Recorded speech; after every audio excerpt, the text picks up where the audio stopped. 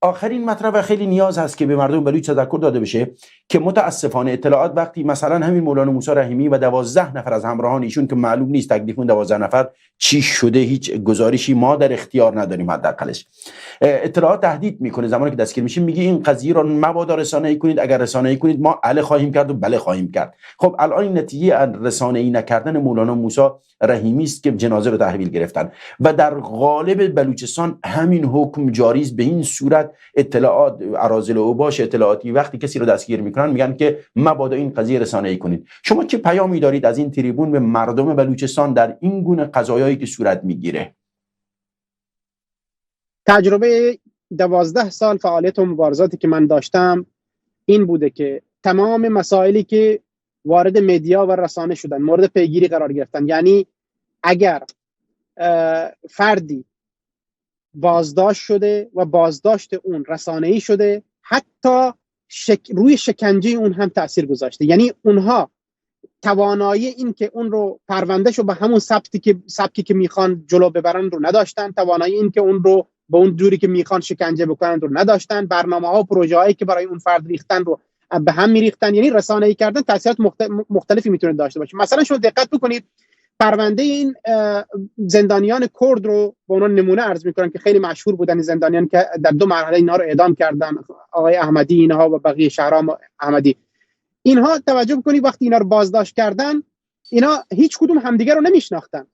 همه اینها رو بازداشت کردن بعد از مدتی، بعد از اینکه 2 سال 3 سال گذشته از زندانهای مختلف اینا رو جابجا کردن، آخر آوردن توی زندان کرج، اینا رو با هم کردن. تازه اینا متوجه شدن که ما هم پرونده هستیم. یعنی یک مسئولان بازجویی و پرونده سازی که اونجا موجود هستن در حال ساخت و تولید یک پرونده بودن و افراد مختلف از مناطق مختلف اومدن وصل کردن به هم دیگه. تا اون زمانی مسئله رسانه‌ای نشده بود، ولی وقتی که رسانه‌ای شد بعدن این پرونده سازیشون به هم خورد. یعنی منظورم اینه که اینها تلاش‌هایی میکنن وقتی که افراد بازداشت میکنن که پرونده سازی بکنن. این پرونده سازی ها با رسانه‌ای کردن از بین میره. به هیچ عنوان این مسئله صحت نداره که اگر شما رسانه‌ای بکنید اونها فشار بیشتری میارن، بلکه همیشه فشار در مرحله اول موجود هست. یعنی اونها تلاش میکنن که خاموش بکنن شما رو. وقتی متوجه میشن که شما به شیوه‌های مختلف، حالا خودتون نمیتونید پسرعموتون رو میگید، پسرعمو نمیتونه دوستتون میگه، اون نمیتونه رفیق سر مغازش میتونه این کار رو انجام بده، اونو به رسانه‌ها برسونه، ولی این کار رو انجام دادن نهایتش تأثیرش بر این هست که این فرد مورد حکم‌های شدید قرار نمیگیره، پروندهش نمیاد به اینجا منتهی نمیشه که اون رو در زندان بکشن و بعد جنازه‌شو تحویل بدن. ضمن اون آقای هاشمی، من یک نکته آخر رو هم خدمت بینندگان عزیزم بگم.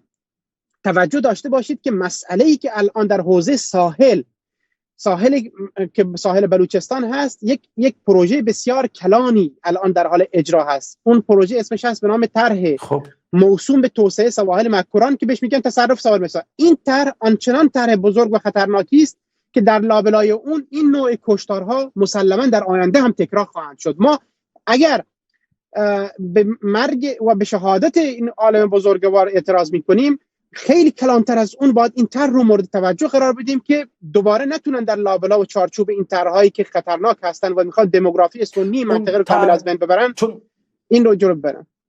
موضوع طرح سواحل مکران اگر مختصر توضیح بدید، میدونم در شرایط مناسبی شاید نباشید، توضیح بدید شاید بینندگان ما از این طرح اطلاع نداشته باشن.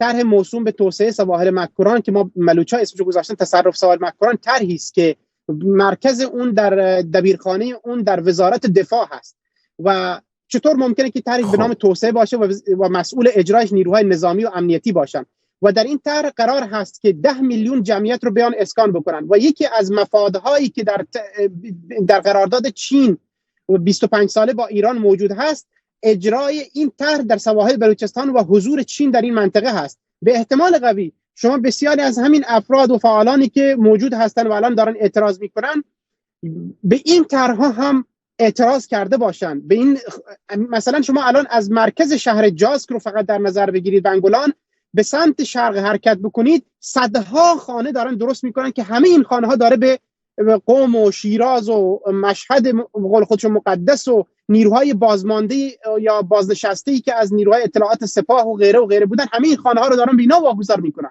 یک فضای شدید امنیتی داره اینجا دارن به وجود میارن که ما آثار و نتایج رو در شهادت مولوی موسی رحیمی میبینیم.